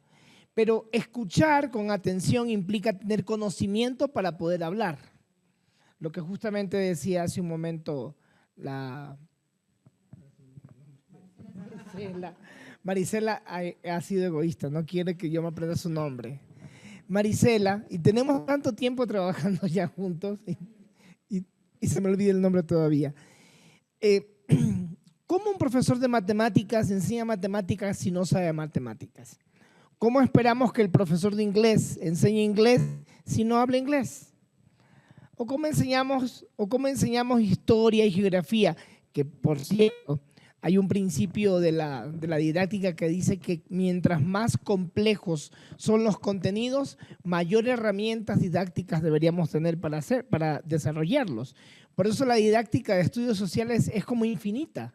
Tiene tantas herramientas para enseñarla, pero veo clases, observo profesores y siempre encuentro lo mismo, el método TPL, tiza, pizarra y lengua. Y para de contar, repita la clase, estúdielo bien, mañana lección y volvemos otra vez. Y así el ciclo se vuelve interminable y no salimos de ese ciclo de instrucción. Y luego les preguntamos por qué nuestro país se llama Ecuador, y es triste ver como formador de formadores, como formador de maestros, que alumnos de sexto semestre no sepan por qué nuestro país se llama Ecuador. Entonces me pregunto yo, ¿qué van a enseñar? ¿Qué van a hacer parados frente a un aula si no pueden saber por qué nuestro país se llama Ecuador? Adelante con la siguiente intervención. Bueno, buenas noches con todos. Gracias por este espacio que sí que le place a uno escuchar lo que uno puede saber para fortalecer. Pero a mí me queda la inquietud frente a toda esta realidad, frente a evaluación, la realidad de docentes, frente a esto de los gobiernos que nos quieren ignorantes. Cuando yo estudié la licenciatura hace muchísimos años atrás, nos daban ética. ¿Dónde está la ética profesional? ¿Dónde queda ese compromiso con la humanidad?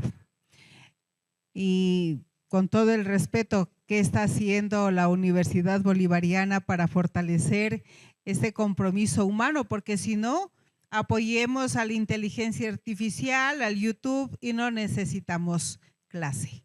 No necesitamos más, porque si no vamos a reflexionar y no nos vamos a comprometer, de aquí dicen que al 2050 habrá menos médicos. Los médicos en la actualidad están operando preguntando al ChatGPT. Muchos docentes ponen la planificación ahí que le den haciendo y solamente se dice que sí existirá educación siempre y cuando exista esta parte humana, esta parte de calidez, de contacto, esta parte de valores. Frente a toda la realidad que tenemos en el país, como está la educación fiscal de manera especial, y después también los docentes que son o hemos tenido la oportunidad de ser docentes fiscales, estamos reclamando sueldos. El pan de cada día se justifica con lo que están haciendo los docentes hoy.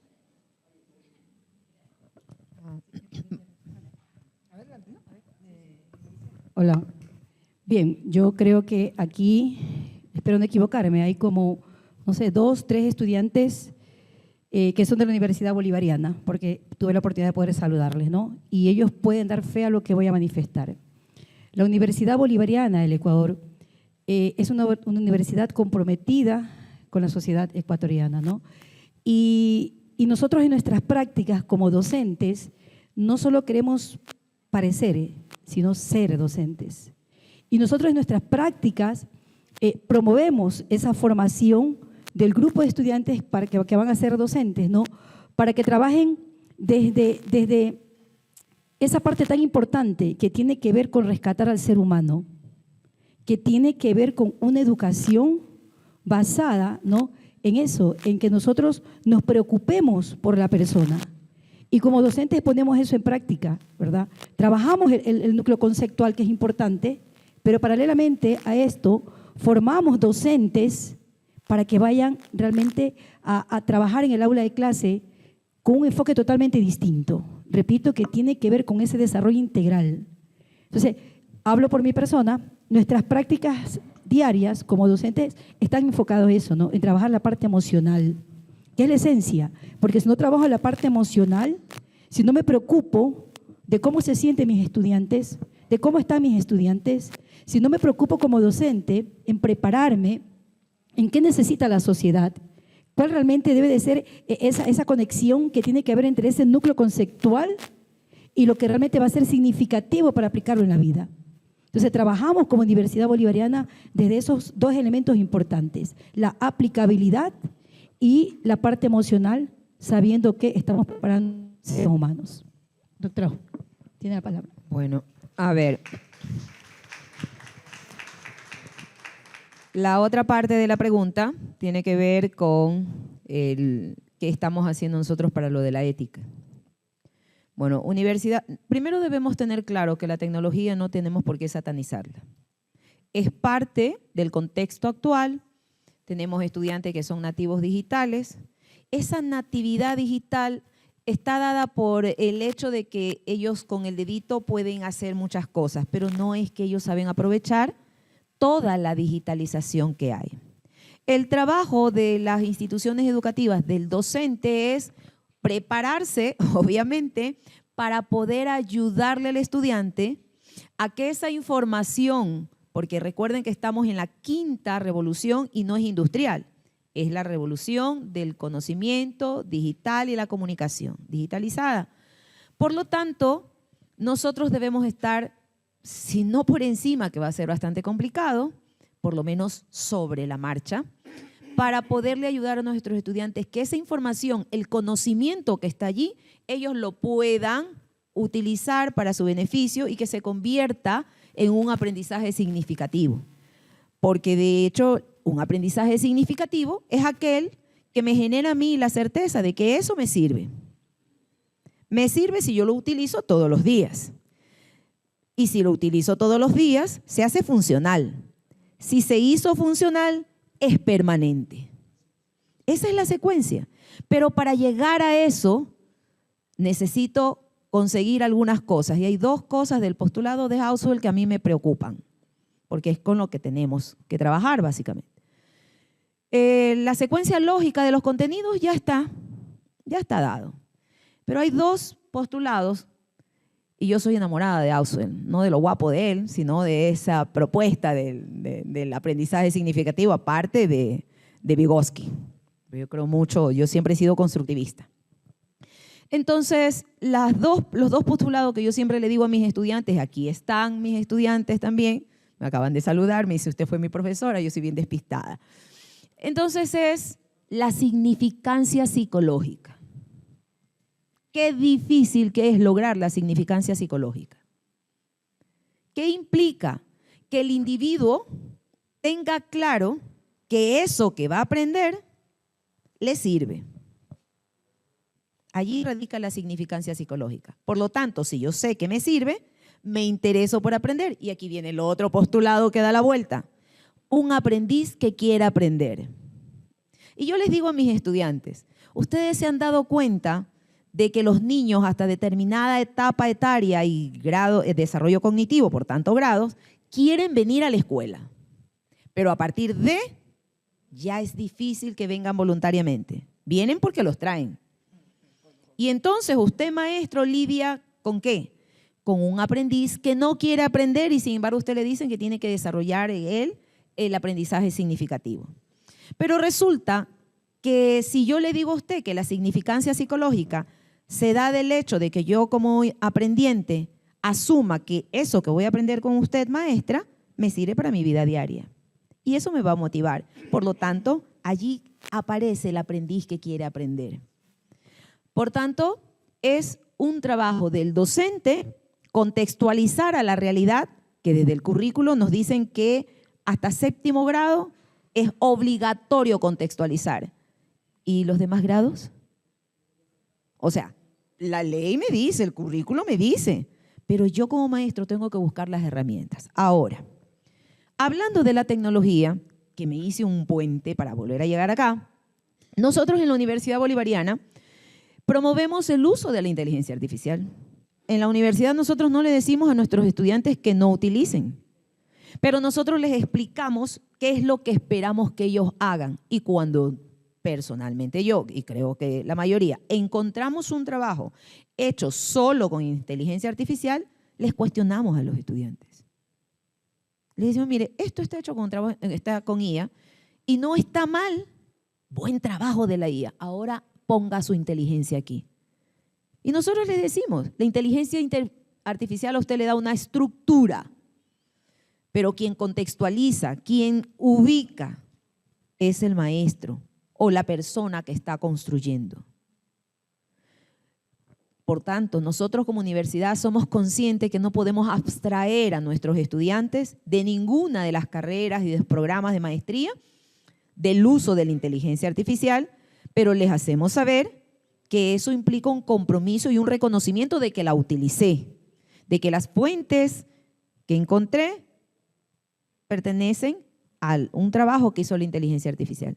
¿Que la inteligencia artificial nos sirve de ayuda? Por supuesto. Ahora tenemos que leer. Bueno, hay una inteligencia artificial que usted le hace un resumen, pero si usted no lee ese resumen, ¿cómo aprende? Aquí voy a tomar una palabra que dijo la doctora Marisela.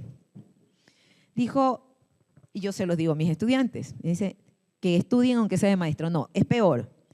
Oye, consíguele un puesto a mi hijo, aunque sea de profesor. Históricamente la educación ha sido así. Y tenemos mucha gente que entró a dar clases porque no había otra cosa que hacer, porque era lo más fácil. Bueno, ahora ya es un poco complicado, usted debe tener un título, educa empleo, etc. Pero, y yo siempre les he dicho, no es malo eso. El problema no está en, aunque sea para profesor, el problema está en algo que la gente no tiene claro. Y se ubican en esto. Es que el maestro, el buen maestro es el que tiene, ¿cómo es? Que nace, ¿cómo? Vocación. Muchas gracias. Vocación. ¿Yo qué hago con un maestro que tenga vocación y no tenga responsabilidad profesional? Que esa es la otra parte. Yo puedo tener la vocación, pero si yo no soy responsable como profesional, si yo no valoro mi prestigio profesional, que vamos por la valoración, la autovaloración y la autoestima en el magisterio es algo que está bien caído. Entonces yo debo partir por autovalorarme como profesional. Y por ende, al autovalorarme profesionalmente, cuidar mi imagen profesional, yo me voy a preparar. ¿La vocación es importante? Sí, es importante porque como que es más fácil. Pero yo conozco mucha gente que entró aunque sea por ser profesor, pero que sin embargo tenían muy claro la imagen profesional, la responsabilidad profesional y se prepararon. Y yo les digo a mis estudiantes de la carrera de Ciencias de la Educación, del programa de validación profesional, que es uno de los programas que nosotros ofertamos, que es validar la experiencia de docentes que tienen sus cargos, tiempos de servicio, pero que no han logrado la licenciatura. Pudieron entrar como profesores, como tecnólogos, y en un tiempo de 12 meses, pues se hace una malla especial, hay una malla especial que está aprobada para ellos, y ellos pueden obtener su licenciatura. Y yo les digo a mis estudiantes, ustedes tienen la obligación de cumplir con lo primero, con usted. Cuando usted está aquí en estas aulas virtuales, está de 6:30 de la tarde hasta las 10 de la noche, trabajando con distintos maestros, usted está desarrollando algo. Quizá el interés primigenio es el título de licenciado, pero si usted participa, se ve que usted quiere transformarse. Y entonces estamos comenzando a trabajar responsabilidad profesional. La Universidad Bolivariana promueve esto. Toda la línea de nuestra universidad para todas las carreras es la responsabilidad profesional. Motivar a nuestros estudiantes a que lleguen más arriba de donde están. Y obviamente que como tal, nosotros tenemos que facilitarles.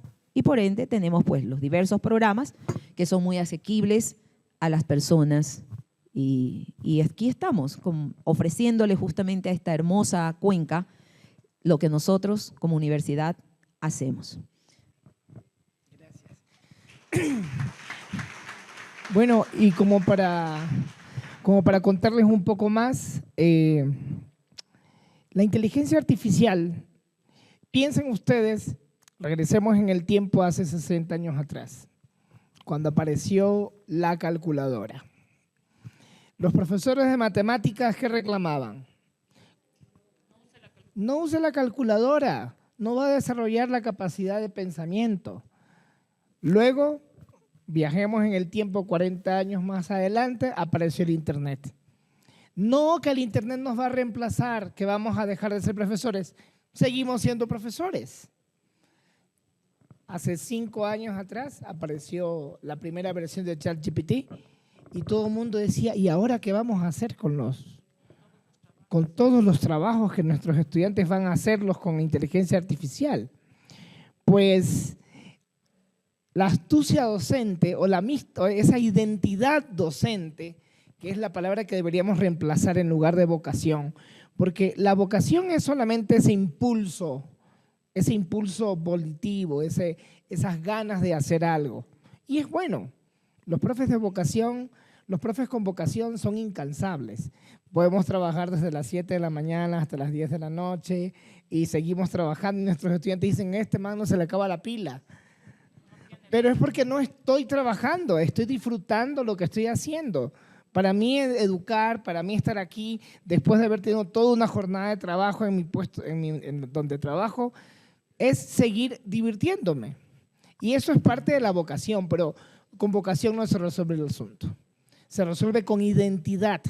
Y la identidad tiene que ver con competencias.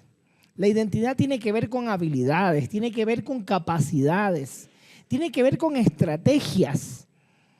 Y aquí la importancia de que aprendamos a hacer de la inteligencia artificial no nuestra jefa, sino nuestra herramienta. Entonces, yo enseñé un curso de planificación y todos los que hacemos planificación estratégica sobre todo, sabemos lo complicado que es la lógica de las estrategias, la diferenciar el objetivo de la meta del logro, el logro del indicador, el indicador del sistema de monitoreo, del evidenciable. Pero bueno, la inteligencia artificial bien entrenada y con buenos prompts te da unas buenas recomendaciones. ¿Cuál es el ejercicio que hacemos? Una lógica inversa. No permitas que la inteligencia artificial te reemplace. Oblígale a la inteligencia artificial a mejorar porque el profesional, el máster que se forma en la UB, maneja inteligencia artificial avanzada en este tipo de planificación, pero sabe juzgar la calidad de lo que la inteligencia artificial le entrega, sabe contextualizar y aprende sobre todo a encontrar ese sentido que Julia mencionaba del contexto, de cómo el contexto cambia lo que una inteligencia artificial no puede conocer. Así usted le cargue el PDOT de un lugar, la inteligencia artificial solo va a leer lo que dice el documento. Y entre lo que dicen los documentos y lo que pasa en la realidad, a veces hay una gran distancia. ¿Quién puede conocer ese contexto? ¿Quién puede interpretar ese contexto? El profesor. Es allí la importancia y la riqueza de lo que hace un momento mencioné con muy poco tiempo, de la reflexión. Humberto Maturana nos llamaba a diferenciarnos de la inteligencia artificial a través de una capacidad que solo tiene el ser humano, la capacidad de reflexión. Y reflexión no es decir, ay, me siento mal porque está muy sensible la diapositiva, qué pena los niños. No. La reflexión es decir, estoy caminando en esto, pero no es la vía. Y puedo girar y cambiar de dirección, cambiar el destino de lo que estoy haciendo, tomar otro rumbo. El diseño universal de aprendizaje interpretado por el INEDEC se sintetiza en una planificación. El verdadero diseño universal no es una planificación, es acción, es didáctica, es aula pura, es acción docente. ¿Quién puede tomar esas decisiones? Solo aquel que tiene capacidad de reflexión. Lo puede hacer una IA, la IA te puede poner bellezas, pero la IA no conoce a tus estudiantes, la IA no conoce tu contexto, la IA no sabe cuántos niños llegaron afectados ese día, la IA no sabe cómo estás tú de ánimo. El que sabe todo eso es el maestro. La inteligencia artificial es una herramienta sin duda alguna de las más poderosas que ha llegado al aula. Sin embargo, su uso responsable o su buen uso va a depender de la identidad del profesor, de la capacidad que el profesor tenga para dar uso de esas herramientas. Y ojo que a veces siento que soy un híbrido entre la tecnología y el chapado de la antigua, porque pienso que mis estudiantes tienen que tener capacidades básicas de lectura, de escritura, de buena ortografía, de dicción y de una capacidad de hilvanar ideas completa. Pero también es necesario que conozca la tecnología, que tenga la capacidad no solamente de usar el teléfono para molestar a los compañeros, para el cyberbullying, para el Facebook, para la foto, sino también para generar información. Como bien decía Julia hace un momento, García explica ese ciclo como el ciclo de la asimilación cognitiva. La información, los datos se vuelven información, la información se vuelve conocimiento y el conocimiento se vuelve aprendizaje. Si no llegamos a hacer de la información aprendizaje, no sirve. No hemos logrado el propósito para el cual hemos sido convocados a ejercer esta noble labor que es la docencia. Continuamos con la siguiente intervención. Buenas noches. Bueno, más bien felicitarles por esta mesa, esta ponencia muy interesante, ¿no? A mí lo que me llamó bastante la atención es la importancia de tener un directivo que sea parte de la enseñanza. O sea, en este sentido, yo puedo poner el ejemplo, nosotros como profes de educación inicial, muchas veces como que estando dentro de una unidad educativa, como que un poquito se va desvalorizando esa primera enseñanza de las profes. Entonces como que se deja de lado, no, ellos pasan jugando, como que no tomar mucha importancia y teniendo en cuenta que nosotros somos como la primera línea de enseñanza. Entonces, qué importante que es que el directivo como que se empodere de todos los niveles de educación para tener ese apoyo, porque si es que hay un limitante como directivo, que uno como docente tal vez se propone alguna cosa, como que limita, le desmotiva y no hay esa empatía dentro del trabajo que hacemos. Eso nomás como comentario. Bueno, yo quiero de alguna manera decir que, y yo se lo digo a mis estudiantes, Mi vida entera laboralmente ha sido en educación técnica. Fui curriculista del Ministerio de Educación Técnica, pasé por el proyecto Promed-Provet, por RETED, de donde conozco a Segundito, que fue presidente nacional, coordinador nacional de la RETED, la red de colegios técnicos, ¿no? Pero yo siempre he considerado que el maestro de la escuela es la esencia. Y claro, voy a decir un cliché. La responsabilidad de lo que ocurre en la educación tiene que ver con la primera escuela. Y aquí vamos con las parvularias, con la educación inicial.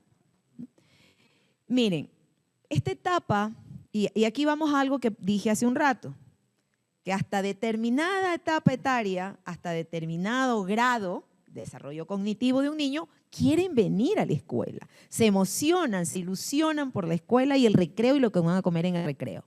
Eso es lo que más les interesa a los niños. Y eso tiene que ver con la parvularia. Las docentes parvularias, los o las parvularias, porque tampoco hay que cerrarlo a que solo son mujeres, también hay varones, pero como que se ve raro en la sociedad, aquí ya hablamos de una cuestión de género. Pero bueno. El asunto es que tiene que ver con ellas porque ellas le hacen el aprestamiento a y lo hacen jugando. Esa etapa del niño, una de las necesidades fisiológicas de un niño es dormir, comer y jugar. Por lo tanto, si la escuela no le ofrece una satisfacción a una necesidad fisiológica, jugar, pues no va a motivarse a aprender. Y yo siempre les digo a mis estudiantes, ¿por qué a partir de tercero o cuarto grado ya los niños empiezan a no querer venir? Porque a partir de cuarto grado se empieza a poner más seria la cosa y el profesor dice, no, pues ya son grandes, ¿para qué vamos a jugar? Todo lo contrario. A ver, díganme ustedes, cuando van a una capacitación y los tienen ahí, pero si les ponen, a ver, pónganse a dar una vueltita, vamos aquí, trabajen en equipo, ¿no les motiva?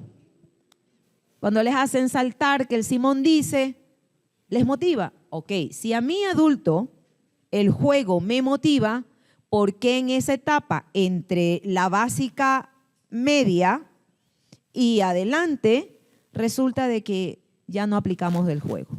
Entonces, esto de alguna manera nos lleva a pensar. Primero, las autoridades institucionales pues deberían tener más conciencia de que si tienen una unidad educativa que tienen desde inicial, tienen que fortalecer esa semilla que llega. Pero compañeras que son de educación inicial, no espere que el directivo lo haga por autonomacia, porque probablemente tampoco él tiene claro. Los que llegan, muchos de los colegas que llegan a ciertos cargos, llegan porque les tocó en ese momento. A veces llegan y cuando ya están organizando algo, resulta que los cambian porque aquí me voy a mandar otra cosa políticamente incorrecta. Es que ahora es como que la educación se convirtió en una especie de mira, ponme aquí a este pana mío. Y se pone directivos, pero recuerden que no se ponen directivos que no sean profesores. O sea, no es que están poniendo un extraño, están poniendo un profesor. El problema es cuando el profesor no tiene claro el rumbo que quiere para su gestión, porque todavía no aplica algo que hace ya 15 años Roberto Morey nos decía, el metaliderazgo. O sea, primero lidérate a ti mismo para que tú luego puedas liderar a los demás. Genérate una cultura propia para que puedas intentar generar cultura entre los demás. Entonces, el asunto es que la gente no se educa, no se prepara. Y yo, la primera pregunta que les hago a maestría y licenciatura es, ¿usted se sabe la ley? ¿Usted sabe sus deberes y sus derechos? Algunos me dicen, sí. Muy bien. ¿Usted sabe a quién más se le debe presentar la planificación? Y todo el mundo dice al director del área, al coordinador del área, al técnico pedagógico, al vicerrector. ¿Ustedes saben a quién más se le debe presentar la planificación? a los estudiantes. Y eso no lo saben. Están incumpliendo la ley. ¿Pero por qué? Porque no saben. Y yo les digo, en una institución educativa, el que lee la ley es el tuerto y el resto son ciegos. Y ahí va lo de, en país de ciegos, el tuerto es el rey. Entonces, hay que educarse. La primera vez, y discúlpenme tomar mi propio ejemplo, la primera vez que a mí me designaron encargada del vicerrectorado, yo no tenía ni idea. Yo soy técnica electricista, era profesora de electricidad, no tenía idea. Ya era licenciada, pero no tenía idea de función administrativa. Y alguien me hizo un regalo, que yo hasta hoy valoro ese regalo. Fue un regalo, ¿cómo se dice cuando no tiene el remitente? Anónimo. Cuando yo abrí el sobrecito, era un sobre bolsa amarilla, decía una tarjetita: esta debe ser tu Biblia de ahora en adelante. ¿Qué era? La ley de escalafón de ese entonces. Y de verdad, eso para mí me ayudó en una institución donde yo primerito fui vicerrectora, en la mía que luego fui rectora, vicerrectora encargada. Los técnicos estaban acostumbrados a hacer lo que les daba la gana y no había vicerrector que les pusiera brida. Yo solo revisé la ley y al más retaliativo que había, le impedí tomar examen porque no había cumplido con esto, con esto. Él no pudo contestarme nunca porque yo le mandé en base a la ley. Y entonces, aprender derechos, obligaciones mías, de mi estudiante, de mis representantes, las funciones de mi directivo, es vital. Pero además, como docentes, debemos tener claro que quien está en ese cargo no la tiene tan fácil. Porque si no sabe, la tiene muy difícil. Y si sabe y encuentra un sitio desorganizado, como no es un titular que ganó concurso y que sabe que tiene un tiempo de inicio y un tiempo de final, no que en cualquier momento va a venir la disposición de que salga, entonces esa persona de pronto no tiene esa proyección y tampoco la comunidad le ayuda. Y aquí vamos con algo de, es verdad que se necesita un líder, pero hay que tratar de que la comunidad también quiera ser liderada y eso implica conocer quiénes son. Continuamos con la siguiente consulta. Muchas gracias, Julia. Muy Maestra. buenas noches. Yo realmente lo que quiero es expresar mi felicitación máxima por el nivel académico que maneja UVE. Tuve la oportunidad justamente de relacionarme en una institución que me ha brindado un espacio maravilloso de reflexión, de debate, de compromiso. Y realmente yo puedo aplaudirles y decir muchísimas gracias por generar ese conocimiento y más que todo esa proyección como ser humano. Les felicito y hagan extensivo esta felicitación a la universidad en su totalidad.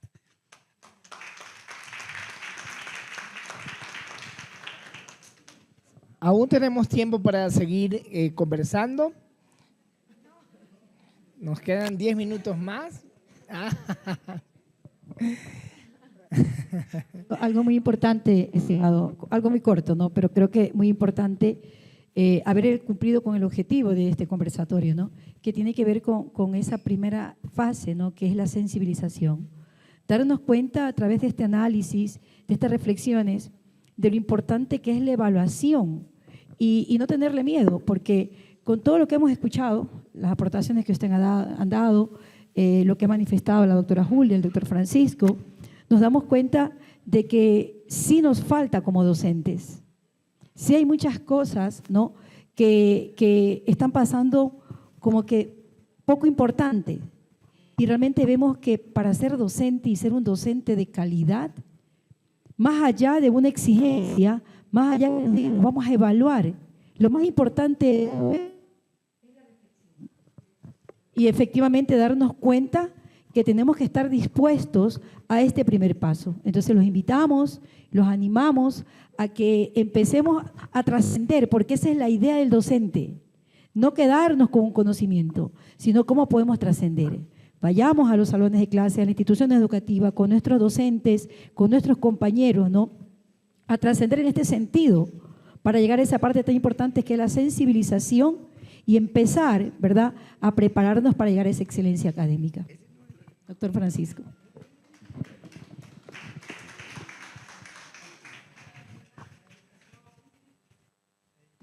Quienes vivimos la educación en nuestro día a día, definitivamente la disfrutamos, la gozamos, la vivimos y estamos comprometidos con ese cambio y esa transformación permanente del ser humano. No importa si es desde el pequeño niño que aprende las nociones básicas que son tan fundamentales para el desarrollo integral.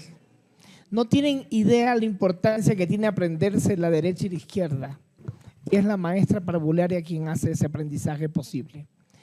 Porque si no conoce derecha e izquierda, después no va a poder entender la matemática avanzada. Nosotros como educadores tenemos en nuestras manos la más valiosa pieza del sistema social, los niños, los jóvenes y los adolescentes.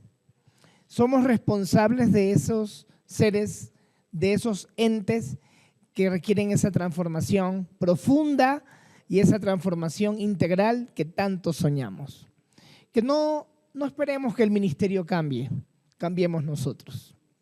Ese es el mejor reto que podemos tener después de este conversatorio. Le cedo la palabra a Julia para su cierre y con ella cerramos.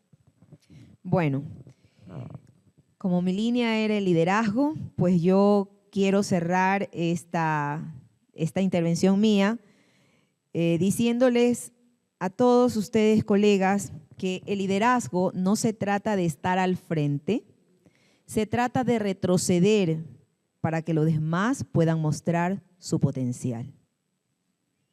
Los invito a trabajar sobre ustedes mismos primero, a desarrollar el metaliderazgo, a desarrollar no solo las habilidades duras, y aquí yo voy a hacer una reflexión, las habilidades que dicen blandas no son como tal. Esas blandas son las que nos van a permitir realmente enfrentar todo lo que se viene, todo lo que vivimos. Desarrollar la inteligencia emocional es vital para poder hacer un ejercicio de liderazgo dentro de una institución educativa. Y ratificarme, no se tome nada personal, nada. Si no dicen su nombre, no es con usted. Porque usted, si alguien lanza algo al viento y usted lo agarra, usted le acaba de dar vida a eso. Piense en que usted se merece siempre lo mejor y que lo que usted se merece, se lo merecen los demás. Gracias.